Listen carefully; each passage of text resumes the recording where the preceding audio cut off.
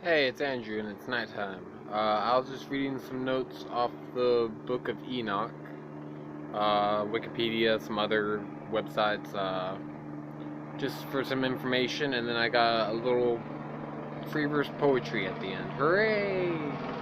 Literature. Ancient Jewish religious works, just notes, you know. Enoch was the great grandfather of Noah. Some of the fragments, like they're in different languages, and some of the fragments are from the Dead Sea Scrolls, which are, I think, Hebrew, or and other parts of the book are like in Ge'ez. It was apparently written by Enoch himself. I don't know.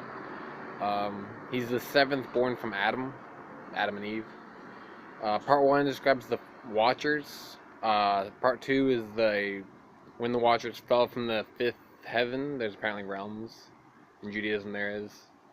Um, the Watchers are the sons of God, and in the Bible they're called the sons of Israel, but and the Dead Sea Scroll says that's wrong.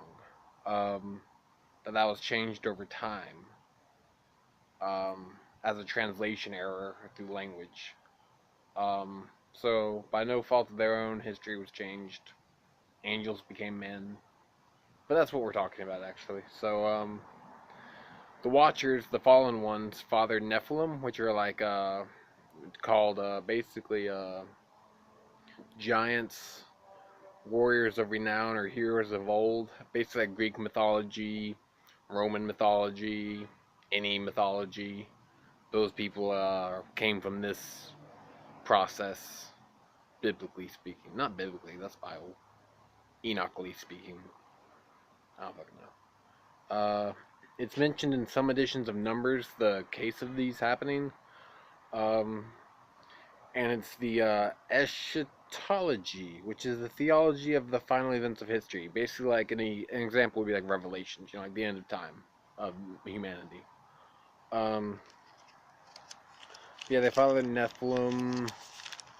They fell down, and I was reading some of the parables and some of the storyline, and I came up with this poetry, this literature. Hooray! Uh, Here it goes.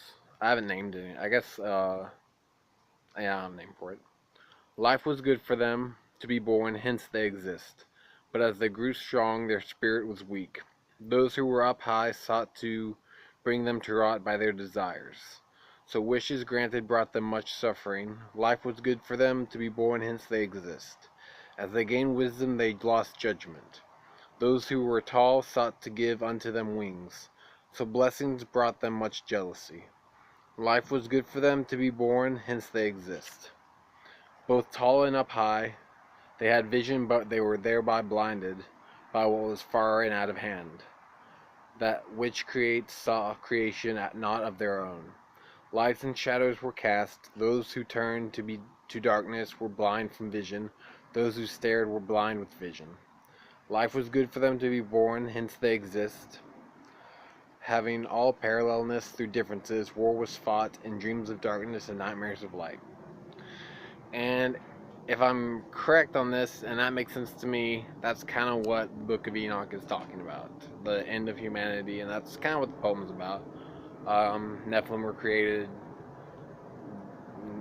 you know, things happened. So if you understand my poem, I hope you enjoy it. If not, I apologize for its not directness. Anyways, have a good night. Signing off.